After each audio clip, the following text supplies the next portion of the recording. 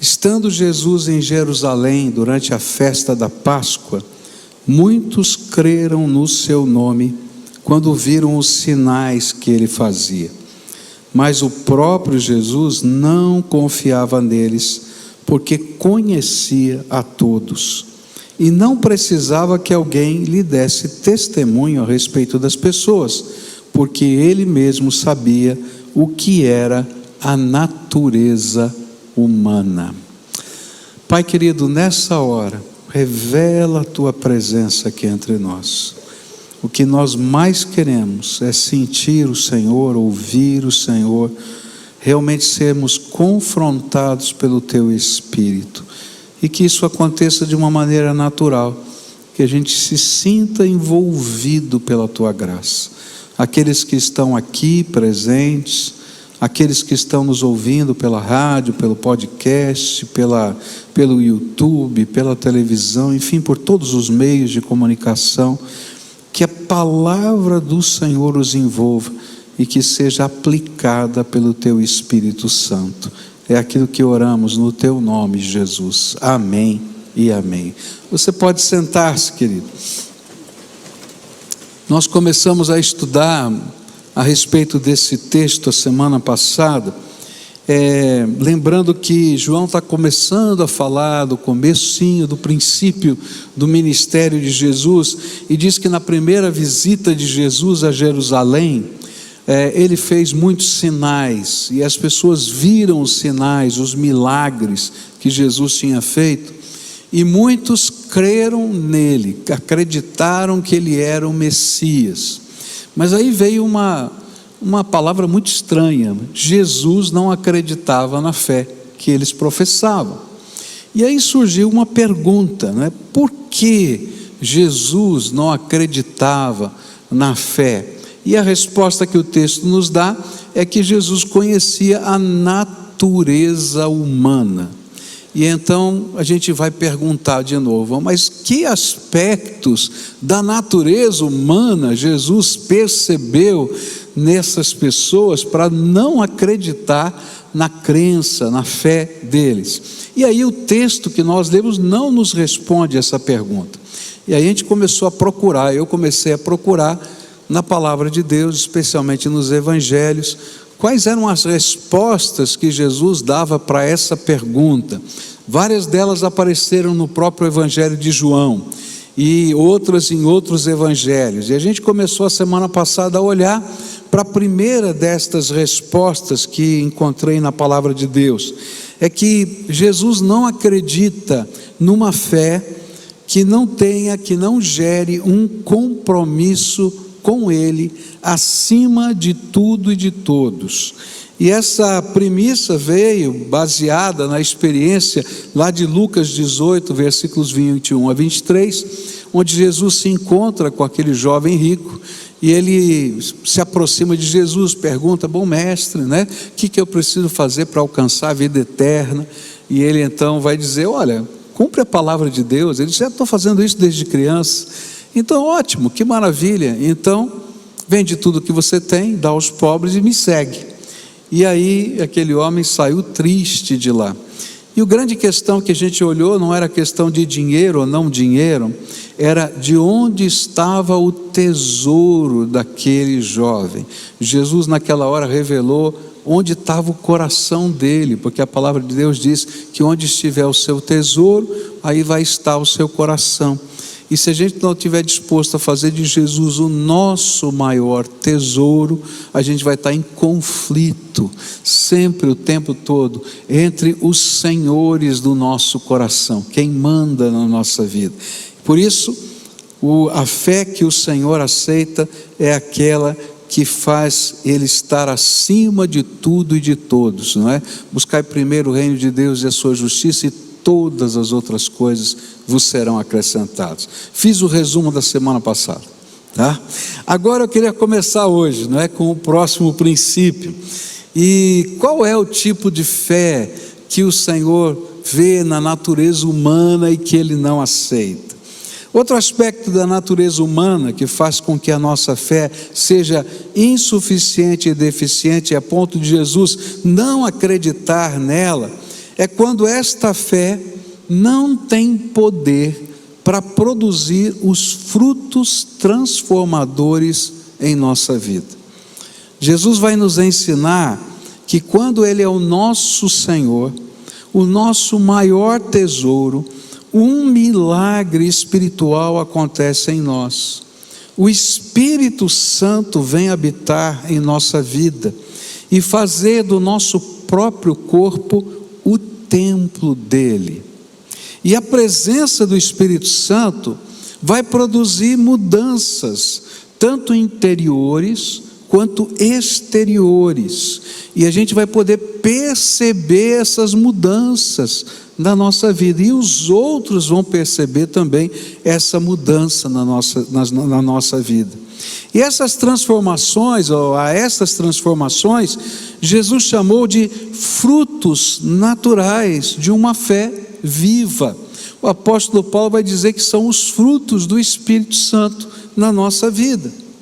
Porém, se eu tenho o discurso certo, tenho a liturgia certa, se eu tenho o conhecimento certo, e mesmo que eu tenha o poder certo, manifestações aconteçam, mas eu não tiver uma vida que reflita a santidade de Deus, então Jesus vai dizer que a nossa fé é insuficiente e deficiente e Jesus não acredita nela. E você vai me dizer assim, mas pastor, como é que é isso? O senhor está falando é verdade, está na palavra de Deus mesmo?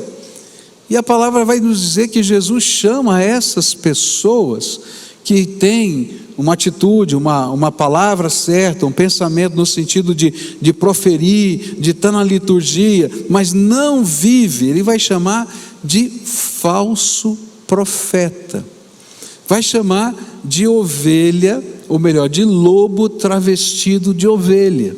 Essas são as figuras que Jesus usa, e a gente vai encontrar essas figuras lá em Mateus capítulo 7, versículos 15 a 20, e a palavra do Senhor vai dizer assim: cuidado com os falsos profetas, que se apresentam a vocês disfarçados de ovelhas, mas por dentro são lobos vorazes. Pelos seus frutos vocês os conhecerão. Por acaso se colhem uvas de espinheiros ou figos de ervas daninhas? Assim toda árvore boa produz frutos bons, porém a árvore má produz frutos maus. A árvore boa não pode produzir frutos maus, e a árvore má não pode produzir frutos bons. E toda árvore que não produz bom fruto é cortada e jogada no fogo. Assim, pois, pelos seus frutos vocês os conhecerão. Nesse mesmo sermão, Jesus vai ser ainda mais forte no sermão profético. Ele vai dizer: nem todo aquele que me diz Senhor, Senhor entrará no reino dos céus, mas todo aquele que faz a vontade do meu Pai. O que ele está dizendo é o seguinte: uma fé que não se reflita na vida, ainda que tenha uma série de indícios de uma fé verdadeira, não é verdadeira, e Jesus não acredita nela. Há anos atrás, foi uma senhora me procurar, e essa senhora, ela estava com uma vida muito complicada, muito enrolada, muito mesmo, e ainda chegou para mim e disse: pastor, eu sou uma pessoa que oro em línguas. Eu falei: e ela disse assim: e toda vez que eu oro em línguas. Eu falei: mas você consegue orar com o seu entendimento alguma vez? Ela disse: não, toda vez que eu começo a orar em línguas e não oro no meu entendimento. Há pessoas que oram em línguas pelo Espírito Santo de Deus, mas a vida dela E a falta de entendimento na oração me dava o discernimento de que aquilo não vinha de Deus. Tinha convicção plena. Eu falei, posso orar pela senhora? Pode. Impus as mãos sobre ela, comecei a orar, repreender os demônios, ela ficou endemoniada, foi expulso os demônios, e ela se converteu naquele dia. Por quê? Porque não importa se você manifesta isso ou aquilo, não importa se você professa essa ou aquela fé, não importa se você sabe versículos de cor da palavra de Deus, o que importa é se essa palavra e a presença de Jesus na sua vida estão produzindo os frutos do arrependimento, os frutos da mudança. Por quê? Porque nós somos enganados pela nossa própria mente, pela nossa própria natureza humana. Por isso Jesus prometeu, olha que coisa tremenda que ele prometeu. Ele disse assim: conhecerão a verdade e a verdade os libertará. E Jesus respondeu: em verdade lhes digo que todo que comete pecado é escravo do pecado. O escravo não fica sempre na casa, o filho sim, fica para sempre. Se, pois, o filho os libertar, vocês serão verdadeiramente livres. O que é que Jesus estava ensinando para a gente aqui? É o seguinte: quando você recebe Jesus de verdade como Senhor e Salvador da sua vida, um milagre espiritual acontece. O Espírito Santo de Deus vem habitar o seu coração. Você se torna templo do Espírito. E o Espírito de Deus te dá liberdade sobre as pressões da carne. Todos nós aqui, enquanto estivermos nessa carne, enquanto o nosso corpo não for transformado à semelhança do corpo de Jesus, sofreremos tentações da carne. Mas se antes nós éramos escravos de algumas coisas da carne, agora, pelo poder do Espírito Santo, eu tenho a liberdade de poder decidir se eu quero praticar ou não estas coisas. E aí não adianta eu dizer, olha, esse aqui é meu temperamento. Jesus transforma temperamentos. Não adianta dizer, isso aqui é a minha natureza. Jesus transforma a minha natureza. Não adianta dizer, olha, isso aqui é uma tendência que eu não consigo controlar. Antes talvez você não conseguisse, mas pelo poder do Evangelho, Jesus te liberta destas tendências. E esse é um milagre do Espírito Santo de Deus na nossa vida.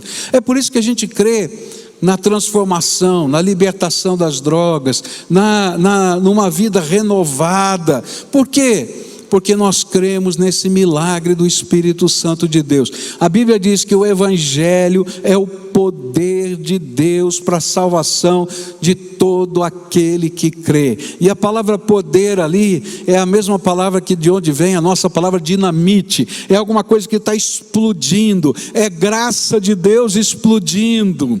E que vai libertar a gente. Agora não significa que eu não seja tentado. A tentação da carne não desaparece. Se você era um adúltero, ou e você for liberto do seu adultério por Jesus, não significa que você não vai ser tentado outra vez a ser adúltero, mas significa que você vai ter toda a liberdade de escolher, que você não está amarrado a nenhum vínculo de Satanás, não tem nenhum laço, nenhuma amarra que te prenda, se o Espírito de Deus está dentro do seu coração. É isso que a palavra de Deus diz. Eu me lembro que anos atrás, num programa até de televisão, conversando com um rapaz do movimento gay aqui de Curitiba, ele disse, olha, nós temos uma crítica muito grande contra a igreja, porque vocês dizem que nós somos pecadores. Eu disse, querido, você então não entendeu a mensagem que pregamos. Nós não dizemos que vocês são pecadores, nós dizemos que todos pecaram e destituídos estão da glória de Deus. Nós dizemos que todos estão encerrados debaixo do pecado, que todos estão dominados pela sua carne, que todos precisam ser transformados, que todos precisam ser lavados e que todos podem ser libertos de todo tipo de pressão, tendência, imagens na sua mente, por causa da graça de Jesus no coração da gente. Não é você, sou eu que preciso do Senhor. Você tem as suas lutas, eu tenho as minhas, mas Jesus é aquele que nos transforma, e esse é o ensino da palavra de Deus. Ele não faz apenas uma caiadura, um pintar de branco. Jesus fez uma crítica muito grande aos escribas e fariseus, e ele disse: olha, vocês mataram os profetas, mas construíram depois os túmulos deles, fizeram monumentos, pintaram de branco, mas vocês ainda não perceberam que esses túmulos continuam sendo aqueles que guardam a podridão. Vocês são assim, lindos por fora às vezes, mas podres por dentro. E se a gente não entender que é a graça de Deus que nos transforma, a gente vai sempre ser um lobo travestido de ovelha. E gente, eu tenho visto ao longo do meu ministério tanta coisa assim acontecendo. Famílias sofrendo porque tem lobo dentro de casa, gente que agride, gente que quando vai educar os seus filhos os xinga de todos os nomes e não entende que a sua boca tem que ser bendita. A Bíblia diz que numa mesma fonte não pode sair maldição e bênção. A nossa boca tem que abençoar os nossos filhos e não amaldiçoar os nossos filhos. A gente vê tanta coisa ruim acontecendo e pessoas dizendo: esse é o meu temperamento, esse é o meu jeito. Não, queridos, esse é a tua carne que Jesus quer transformar pelo poder do Espírito Santo. E tem muita gente sofrendo por sua causa. E tem muita gente, quem sabe que conhece você e que nem quer ouvir o Evangelho, porque diz assim: se for para viver um tipo de cristianismo que nem fulano vive, eu prefiro ficar fora. Não é verdade o que eu estou falando? A esses o Senhor chamou de falsos profetas.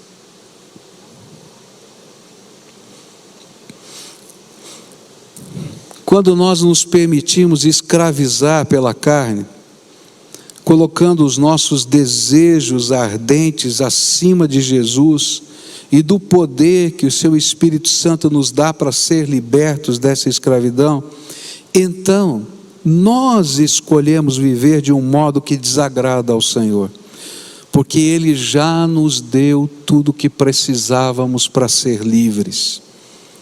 Esse tipo de fé que coloca eu mesmo, os meus desejos, os meus sonhos, os meus interesses, as minhas leituras de vida, as minhas filosofias, as minhas ideologias acima de Jesus, ainda que tenha aparência de santidade, logo vai evidenciar que quem lhe controla é sua natureza humana.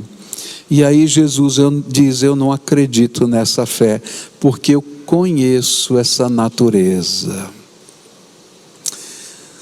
Quando eu olho às vezes as redes sociais, eu não gosto muito de ficar olhando muito não, sabe?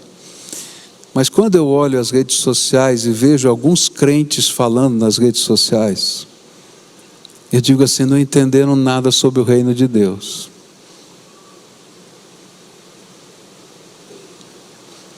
Porque o que a gente vê às vezes é carne pura. Não vejo santidade em algumas palavras. Há uma preocupação que vem no meu coração. Nós estamos no ano eleitoral. Daqui a pouco começa todo o processo eleitoral. E a gente tem que entender que o crente de verdade, não é nem de direita nem de esquerda. O crente de verdade lê o mundo à luz da palavra de Deus. E o Senhor o colocou aqui na terra como sal da terra e luz do mundo. E qual é o papel desse crente? É ser a consciência profética de uma geração. O que significa isso? É que não existe ideologia perfeita, humana perfeita. A direita está cheia de pecado e a esquerda também. E o que a gente faz? A gente julga a direita e a esquerda à luz do Evangelho. E diz o que está certo em um e o que está errado nesse mesmo um, e a mesma coisa do outro lado. E esse é o nosso papel. Não é ser comprometido com A ou com B, mas é ter uma consciência capaz de discernir erros e acertos. Tem um ditado popular que você deve conhecer, né? O pau que bate em Chico, bate em Francisco. Conhece esse ditado? Né? Se você tem o mesmo critério de valor, você vai julgar à luz da palavra de Deus todas as coisas. E mais, a palavra de Deus vai dizer para a gente que tudo precisa ser levado cativo pelo Espírito ao trono de Deus. E é interessante que o apóstolo Paulo vai dizer que toda ideologia, que toda filosofia, que todo pensamento humano, que todas essas conversas que você está tendo por aí, precisam ser levados cativos pelo Espírito Santo ao trono da graça de Deus. E na hora de votar, a gente não vota em A ou B, a gente vota no menos pior, porque todos têm problemas. Está dando para entender? E a separação entre igreja e Estado não significa apatia, significa ter tanto distanciamento capaz de poder ser consciência profética de qualquer um. Então cuidado, porque o inimigo é sagaz em dividir pessoas, dividir famílias, dividir igrejas, por causa de besteira, gente. Porque o que vai salvar esse mundo é o poder do Evangelho, é o único que salva. Agora a gente vai fazer o menos pior, porque bom não está, de jeito nenhum, nada está bom. Mas a gente vai orar, vai dobrar o joelho e vai ter a consciência para aquilo que é menos pior. Por que eu estou falando isso? Porque é uma grande tentação da natureza humana a gente levantar bandeiras. E aí a gente coloca todo o nosso temperamento, toda a nossa força e perde o sentido, a razão. A razão é que eu vivo como cristão, como cidadão de dois mundos. Eu sou cidadão do céu que habito na terra. Deu para entender? E o cidadão do céu tem outros valores. E vai viver esses valores. Se não viver também, o Senhor vai dizer, é lobo travestido de ovelha. A fé transformadora é aquela que aprendemos a dizer não a nós mesmos, e sim a Jesus pelo poder do Espírito Santo. Jesus ensinou uma das coisas mais complicadas. Ele disse, se alguém quiser vir após mim, o que tem que fazer? Ah, não sabe o texto da Bíblia? Tem que ler a Bíblia, viu? O que é? Negue-se a si mesmo, tome a sua cruz e siga-me. Tem três coisas aqui importantes, né? É dizer não para mim, para a minha natureza. É tomar a minha cruz. É colocar pregado na cruz aquilo que é a minha grande paixão, a grande tentação, a grande luta da minha alma. Eu vou cravar lá, porque ela volta. Ela me chama outra vez, ela aparece de novo. São áreas em que o inimigo sabe que existem fraquezas nossas, e aí cada vez que ela vai chegando, a gente vai dizer: Senhor, eu fui liberto, mas estou sendo tentado, então eu prefiro pregar na cruz outra vez isso. E depois, segue-me, vem comigo, porque se você ficar parado no caminho, vai cair. Tem que continuar seguindo Jesus, porque Jesus não dá o mapa, Ele diz: eu sou o caminho, a verdade e a vida, não é? E a gente vai lá, segura na mão do Senhor Jesus e caminha com Ele, não tem outro jeito. E queridos, tentações virão, imagens virão, pensamentos virão. Tem um negócio dentro da psicologia muito interessante, né? Dentro de uma das linhas da psicologia, a gente aprende que existem pensamentos automáticos. E esses pensamentos voltam na nossa mente, que fazem parte da nossa história de vida, das nossas marcas e assim por diante. E muita gente pega esses pensamentos automáticos, que fazem parte da natureza humana, da psique humana, e dizem: eu sou isso. E toda vez que a gente faz isso, a gente se quebra, a gente fica doente, a gente se perde no mundo. Agora, a psicologia levou milhares de anos para descobrir isso. E Jesus está dizendo: eu conheço a tua natureza e sei como é que funciona a tentação na sua cabeça, e como essas coisas vêm automaticamente dizendo: você é isso. Mas Ele diz: se você me conhece, o meu Espírito está em você, você é livre para ser diferente. E eu te faço uma nova criatura. Quem está em mim, nova criatura é, as coisas velhas já passaram, e eis que tudo se fez novo. Que coisa linda, que poder maravilhoso! Por isso Jesus diz: olha, se você não reflete a nova criatura, então eu não acredito nessa fé. Porque o Evangelho é esse poder que está agindo dentro da sua vida. Se você não reflete essa transformação, que não significa que você não vive tentação e tensão, então você é um falso profeta. E se você está trabalhando a adaptação da fé a essas coisas, então você é profeta de uma falsa religião que ilude, mas não tem poder algum. Tem muita gente dizendo: não, isso aqui era do passado, não funciona mais hoje, o mundo mudou. Querido, o homem é homem na sua natureza desde o passado até hoje. Os pecados continuam sendo pecados, e o poder de Jesus continua sendo o mesmo, transformador na nossa vida. Há uma diferença entre tentação, pensamentos que voltam na nossa mente, e ser escravo deles. O que Jesus está dizendo não é que os pensamentos vão desaparecer, ou a tentação vai desaparecer. O que Ele está dizendo é: eu sou o libertador da sua vida.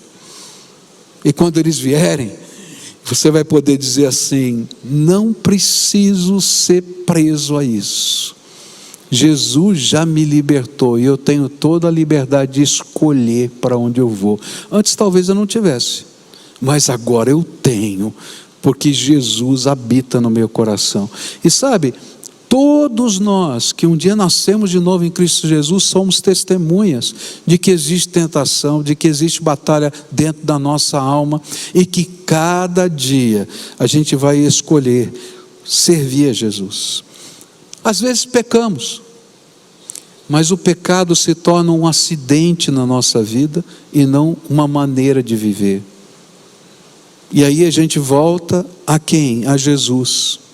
Pedimos a Ele perdão, renovação, e seguimos a nossa caminhada, porque cremos que não somos aquilo que a nossa mente diz que é. nós cremos que somos aquilo que Deus criou-nos para ser. E essa é a grande diferença de alguém nascido de novo em Cristo Jesus, cujo Espírito Santo habita a sua alma. Há um poder tremendo. Alguns anos atrás, eu estava num retiro de adolescentes, e teve um grupo de adolescentes que aprontou muito no retiro. Foi uma bagunça. E aí os líderes chegaram para mim e disseram: pastor, o senhor tem que conversar com eles. Eu me senti aquele diretor da escola, né? Que vão mandar para a diretoria, né? E aí então, tinham 3 meninos que chegaram lá para conversar comigo. E aí eu fiquei pensando: como é que eu vou conversar com eles? O que eu vou dizer para eles? O óbvio, eles já sabem. E então, quando eles chegaram para conversar comigo, eu comecei a perguntar: conta para mim, como é que você recebeu Jesus como Senhor e Salvador? E aí cada um foi tentando contar a sua história. E aí depois virei para eles e disse assim: qual foi a última vez que você experimentou o poder de Deus na sua vida? E aí todos eles disseram: eu nunca experimentei o poder de Deus na minha vida. E um deles, mais sincero, disse assim: eu acho que nem meu pai nem minha mãe. E aí então eu falei: queridos, olha, sabe, quando a gente experimenta o poder de Deus e a gente conhece Jesus na alma, quando a gente vem para um lugar como esse, a gente está doido para ouvir a voz dele, para sentir a presença dele, para desfrutar do poder dele. A gente quer mais, a gente quer ter experiências com Deus. Eu acho que o problema de vocês não é aquilo que vocês fizeram, é o que falta para vocês. Vocês precisam conhecer o poder de Deus. Eu queria orar por vocês hoje, queria mostrar para vocês coisas novas da graça de Deus. Cerca de 2 anos se passaram, e esse mesmo grupo foi para uma viagem missionária. E durante aquela viagem missionária, um dos pastores, isso eram várias igrejas juntos, né, com a nossa igreja fazendo aquela viagem, e tinha um pastor da nossa denominação que era o líder da viagem, e ele ligou para mim no meio da viagem. Eu falei: ixi, meu Deus, deu algum problema lá. Mas ele ligou para mim e disse assim: Pascoal, o que acontecendo com esses adolescentes? Eu falei: o que foi que aconteceu aí? Ele disse assim: esses meninos passaram a noite inteira orando, numa vigília de oração. Depois saíram o dia inteiro para evangelizar, pregaram o evangelho numa autoridade tão grande, dirigiram o culto dessa noite. Foi uma coisa tremenda. O que está acontecendo aí? Eles conheceram o evangelho, que é o poder de Deus para a salvação de todo aquele que crê. Existe uma diferença. A vida muda, a perspectiva muda, os olhos mudam. Eu vou para os lugares de modo diferente. Quando eu venho a um culto, e eu nasci de novo, e a minha alma está transformada, eu tenho a presença do Espírito transbordando a minha alma, eu não estou preocupado se tem um defeito na mesa, um problema no momento de adoração, se o som está assim, se o ar condicionado. Queridos, meu foco está: o que é que Deus tem para a minha vida? O que é que Ele vai falar ao meu coração? Qual é a resposta de Deus hoje? Eu venho dizendo: Senhor, eu tenho um propósito na Tua presença. Você entende? Muda aqui dentro. Agora eu posso continuar sendo o lobo travestido de cordeiro.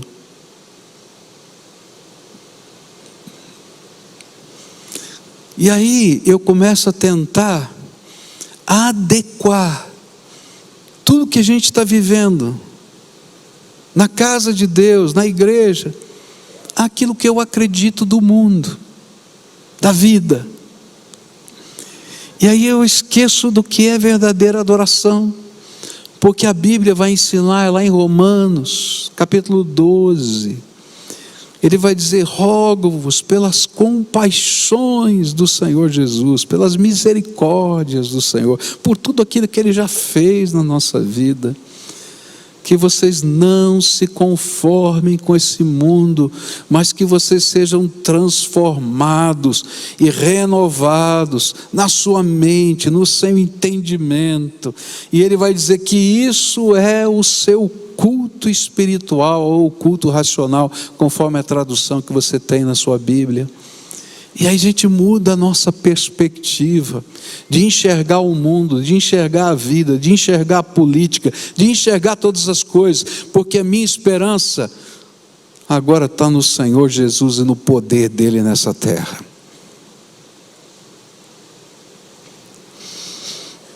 Jesus disse: não acredito neles. Nem todo que me diz Senhor, Senhor vai entrar no reino dos céus. Por isso ele vai dizer que a árvore má que não dá bom fruto, ele corta e lança no fogo. Quando a gente vive isso, somos uma carta aberta de Deus a todas as pessoas que estão vivendo oprimidas pela sua natureza humana. Mas quando a gente não vive isso, a gente se torna uma barreira espiritual na vida de outras pessoas. A minha pergunta é: como é a sua fé? É uma fé transformadora ou uma fé conformista? Você vive todo dia, porque isso a gente tem que experimentar todo dia, o poder libertador e transformador de Jesus, porque nós estamos em constante transformação. Não estamos prontos. Sabe quando vamos ficar prontos? Quando Jesus voltar. Você é uma carta aberta de Deus a todos os homens? Essa é a pergunta. Porque querendo ou não, você vai ser uma carta aberta. Mas de quê? Essa é a grande pergunta. Nessa manhã eu queria orar com você que está aqui conosco, e orar também com aqueles que estão nos ouvindo pela rádio, pela televisão, pelos vários canais de comunicação, pelo YouTube, Instagram, tanta coisa que está sendo transmitida aí. Eu queria orar com vocês, porque eu creio que o Senhor hoje quer fazer uma obra poderosa. Lembra daqueles adolescentes?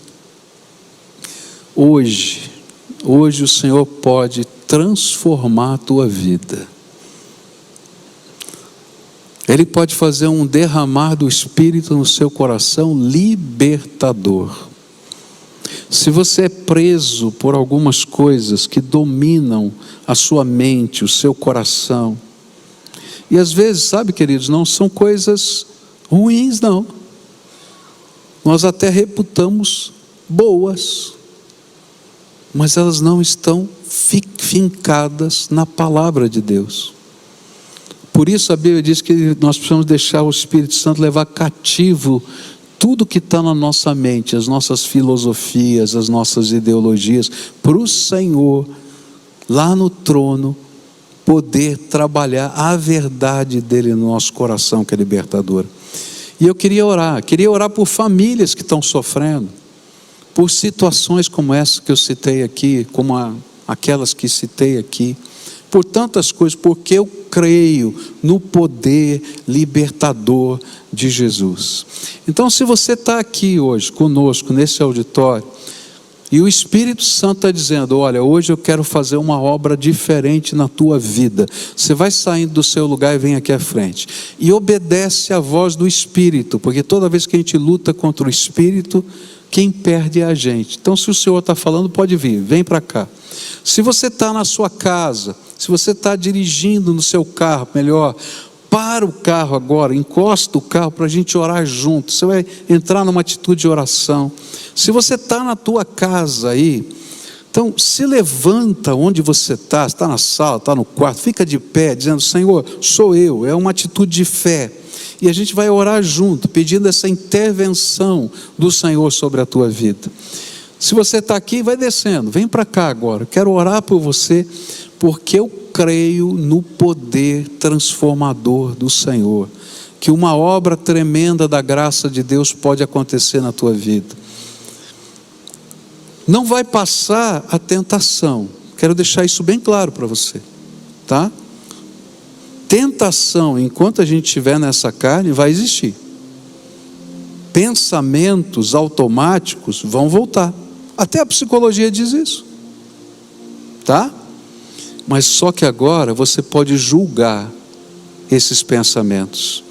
Você pode julgar essa tentação e dizer: o Senhor me deu poder para escolher, e eu posso escolher fazer a sua vontade. E nessa oração eu vou pedir para o Espírito Santo, na hora que você estiver sendo tentado, porque a tentação volta, você ouvir a voz do Espírito. Eu não sei como é que ele vai falar. Às vezes ele vai falar num pensamento, às vezes a gente vai ouvir audivelmente, às vezes vai tocar o telefone numa hora singular que não deveria tocar. Eu conversava com uma pessoa, e essa pessoa diz que tinha marcado o dia e horário para adulterar, combinado, tudo certinho.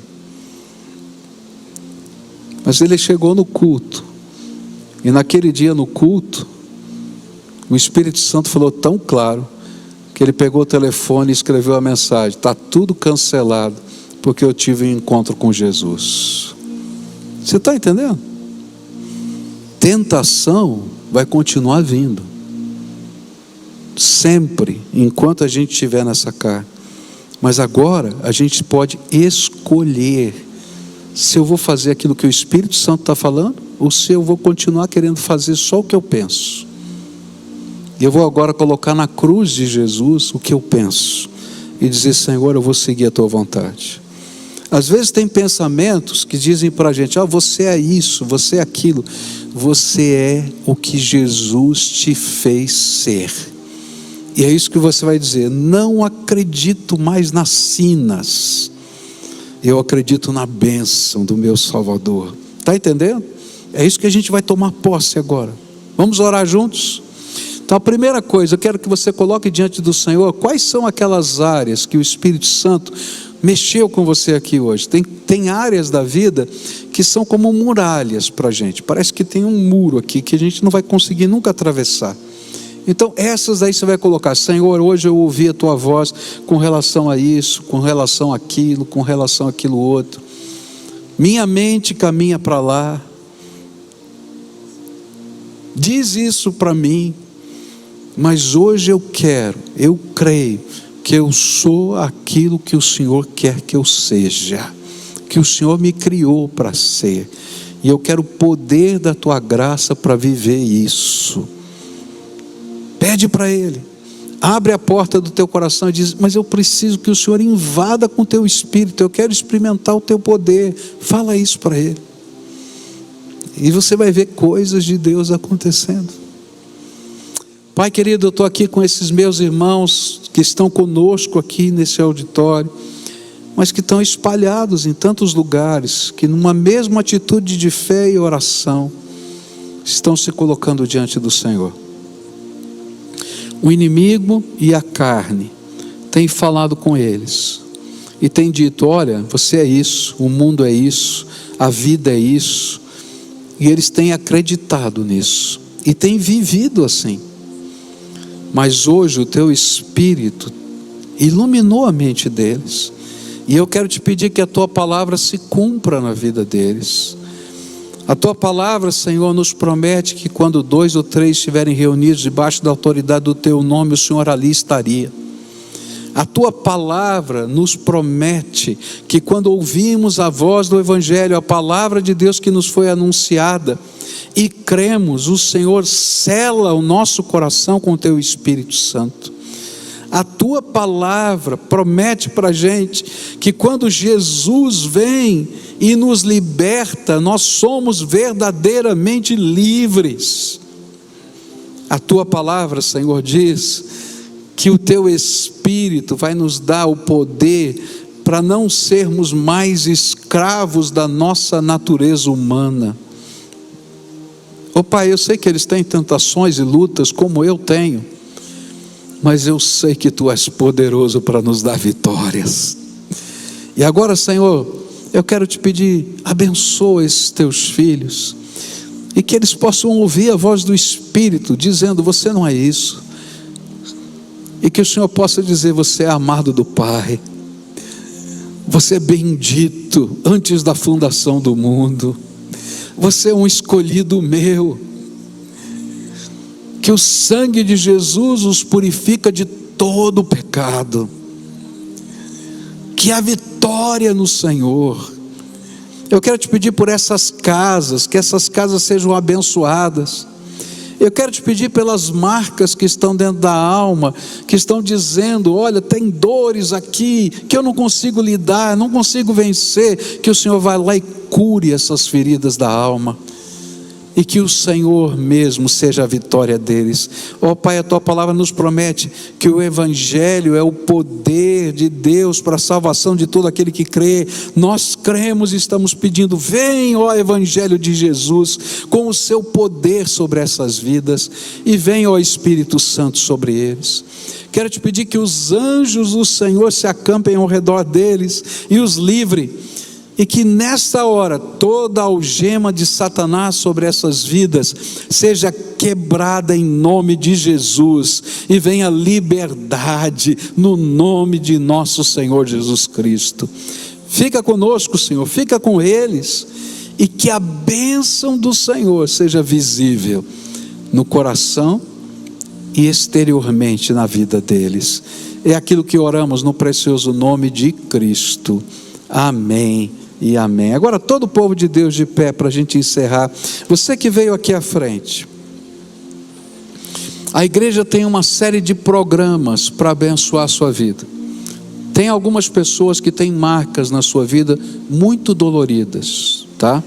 A igreja tem 300 ministérios diferentes. Eu não vou falar todos eles aqui, não tenho como falar, nem lembro, tá? Mas, por exemplo, eu conheço gente que tem marcas por abusos na sua vida. E essas marcas trazem pensamentos que voltam toda hora na mente. E você precisa de ajuda. Ajuda espiritual, para a gente caminhar, tá? Tem gente vivendo lutas dentro da família. Nós temos estrutura para isso. Então, se você quiser que a gente acompanhe você de alguma maneira, tá? Eu preciso saber, senão não dá. Tá? E a gente não tem como explicar tudo isso para você. Então como é que a gente faz? Você preenche aquele pibcuritiba.org.br/Jesus, lá, coloca lá os seus dados, tá? Alguém vai entrar em contato com você e a gente vai ver qual é o melhor programa para acompanhar a tua vida, tá? A gente tem coisas tão lindas aqui, que gente que já viveu o que você está vivendo pode compartilhar com você o poder de Deus na vida deles. E aí, quando a gente está sozinho na jornada, dá aquela sensação: funciona nos outros, na gente não funciona, não é? Aí a gente vai ver pessoas dizendo: passei por isso, já aconteceu isso, mas Jesus já fez isso, fez aquilo. Como é que fez? E a gente vai caminhando assim com o Senhor. Então fica esse desafio, tá? Agora tem uma última dica. Marca o teu encontro com Jesus todo dia. O resto, tá? É de segundo plano. O primeiro plano é Jesus. Marca lá tua hora sagrada com Jesus. Vai lá, lê um trechinho da Bíblia, fala com Ele, abre o seu coração para Ele, deixa Ele falar com você através das Escrituras. Esse é o segredo. Quanto mais a gente busca, mais encontra. Tá bom?